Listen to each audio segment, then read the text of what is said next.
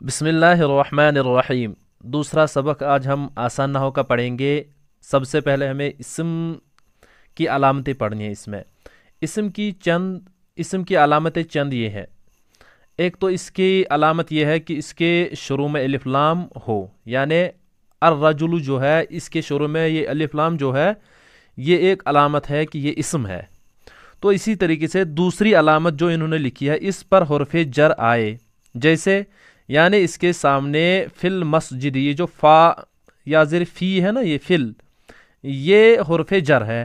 تو جب اسم کے سامنے یہ ہو تو یہ بھی ایک علامت ہے کہ یہ کس کے سامنے آتی ہے، یہ اس سے پہلے آتی ہے، یعنی اسم سے پہلے یہ حرف جر آ جاتا ہے۔ اور اسی طریقے سے تیسری علامت اس کی جو انہوں نے نقل کی ہے، اس پر تنوین آئے، جیسے رجلن۔ رجلن یہاں پر جو تنوین ہے یہ کس کی علامت ہے کہ یہ اسم کی علامت ہے۔ اور اسی طرح چوتھی علامت انہوں نے جو کہا ہے وہ مضاف ہو، جیسے قلم قاسم، وہ مضاف ہو، قلم قاسم، یہ جو قلم ہے یہ مضاف ہے اور یہ قاسم یہ مضاف الیہ ہے۔ تو اس کی چوتھی علامت انہوں نے یہ بیان کی کہ وہ مضاف ہو، یہاں پر مضاف قلم ہے، قلم یہ مضاف ہے، تو یہ اسم کی ایک علامت ہے۔ اور اسی طرح وہ مسند الیہ ہو، وہ مسند الیہ یعنی جس کی طرف کوئی چیز منسوب کی گئی ہو اس کو مسند الیہ کہتے ہیں۔ تو وہ مسند الیہ، جیسے انہوں نے نیچے اس کی تعریف بیان کی مسند الیہ کی، مسند الیہ وہ اسم ہے جس کی طرف کوئی چیز منسوب کی گئی ہو، جیسے کتاب کی طرف نیا ہونا منسوب کیا گیا، پس الکتاب مسند الیہ ہے۔ تو یہاں پر الکتاب جو لکھا ہے یہ مسند الیہ ہے اور جدید مسند ہے۔ تو یہ پانچویں علامت انہوں نے بیان کی کہ وہ مسند الیہ ہوتا ہے، اسم جو ہوتا ہے وہ مسند الیہ ہوتا ہے۔ اس کے بعد فعل کی علامتیں انہوں نے نقل کی ہے۔ فعل کی علامتیں کیا، اس پر قد شروع میں اس کے قد آتا ہے یا سین آتا ہے اور سوفا آئے، یعنی اس کے شروع میں یا تو قد ہو یا سین ہو یا سوفا ہو، جیسے قد ضرب، یہ قد کی علامت یہاں پر تحقیق مارا اس نے۔ اسی طرح سیضرب، تو یہ بھی فعل ہے چونکہ اس کے سامنے جو آیا ہے یہ شروع میں سین آیا ہے اور یہاں پر اس کے شروع میں قد آیا ہے، تو ابھی مارے گا۔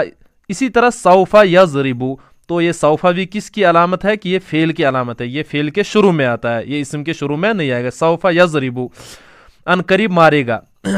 اس پر جزم دینے والا حرف آئے، یعنی وہ حرف اس پر داخل ہوتا ہے جو جزم دے اس کو۔ لم یضرب، یہ جو یضرب تھا اس پر لم کی وجہ سے جزم آیا آخر کو، تو یہ کس پر داخل ہوتا ہے، یہ فعل پر داخل ہوتا ہے، لم جو ہے یہ فعل پر ہی داخل ہوتا ہے، نہیں مارا اس نے۔ اس کے ساتھ ضمیر مرفوع متصل آئے، جیسے کتبو، یعنی اس کے ساتھ ایک ضمیر ہوتی ہے، وہ انشاءاللہ آگے آئے گی، کتبو، تو اس میں ایک ضمیر ہوتی ہے وہ اس کے ساتھ متصل ہوتی ہے یعنی ملی ہوئی ہوتی ہے، تو انشاءاللہ اس کا بیان آگے آئے گا اچھے سے۔ اس کے بعد حرف کی علامت، حرف کی علامت یہ ہے کہ اس میں اسم اور فعل کی علامت نہ پائی جائے، یعنی نہ اس میں اسم کی علامت ہے نہ فعل کی علامت ہے، جو اوپر بیان ہو گئی اسم کی علامت ہے اور فعل کی علامت ہے، اگر یہ علامت اس میں نہ ہو تو وہ حرف ہے۔ اسم کی تین قسمیں ہیں۔ اب اس کے بعد انہوں نے اس اسم کو لیا ہے، اسم کی کتنی قسمیں ہیں، تین، جامد، مصدر اور مشتق۔ سب سے پہلے جامد کی تعریف بیان کی۔ جامد وہ اسم ہے جو نہ خود کسی سے بنا ہو اور نہ کوئی اور کلمہ اس سے بنے، جیسے رجل، یعنی یہ نہ تو خود کسی سے بنا ہے اور نہ اس سے کوئی کلمہ بنا ہے، تو اس کو کیا بولتے ہیں، جامد۔ نہ خود کسی سے بنا ہو اور نہ کوئی اور کلمہ اس سے بنے، یعنی اس سے نہ تو کوئی کلمہ نکلتا ہے اور نہ یہ خود کسی سے نکلتا ہے۔ مصدر وہ اسم ہے جو خود تو کسی سے نہ بنا ہو، مصدر اس کو بولتے ہیں جو خود تو کسی سے نہ بنا ہو مگر اس سے دوسرے الفاظ بنتے ہوں، یعنی اس سے دوسرے الفاظ نکلتے ہیں، جیسے نصر سے نصر نکلتا ہے، ناصر نکلتا ہے، اسی طریقے سے ضرب سے ضربہ ضارب نکلتا ہے، تو اس کو مصدر بولتے ہیں، یعنی خود تو وہ کسی سے نہ بنا ہو لیکن اس سے دوسرے الفاظ نکلتے ہوں۔ اسی طریقے سے مشتق، یہ جو تیسری قسم انہوں نے اسم کے بیان کیا، مشتق وہ اسم ہے جو مصدر سے بنا ہو، جو اوپر والا جو ہے مصدر اس سے نکلا ہے، یہ جو مشتق ہے یہ کسے، مصدر سے نکلا ہے، یعنی نصر سے نکلا ہے، مصدر سے بنا ہو۔ یہ پانچ ہے، اس میں فاعل، اس میں مفعول، اس میں اعلیٰ، اس میں ضرب اور اس میں تبذیل، جیسے عالم، یہ عالم، معلوم، مفتاح، مسجد اور اکبر، یہ مشتق جو ہے یہ مصدروں سے نکلتے ہیں، یہ عالم معلوم، مفتاح، مسجد اور اکبر، یہ مصدر سے ہی نکلتے ہیں، یہ جو مشتق ہوتا ہے۔ تو یہ علامتیں ہیں کن کی؟ اسم کی۔ یہ اسم کی تین قسمیں، ایک تو ہے جامد، مصدر اور مشتق۔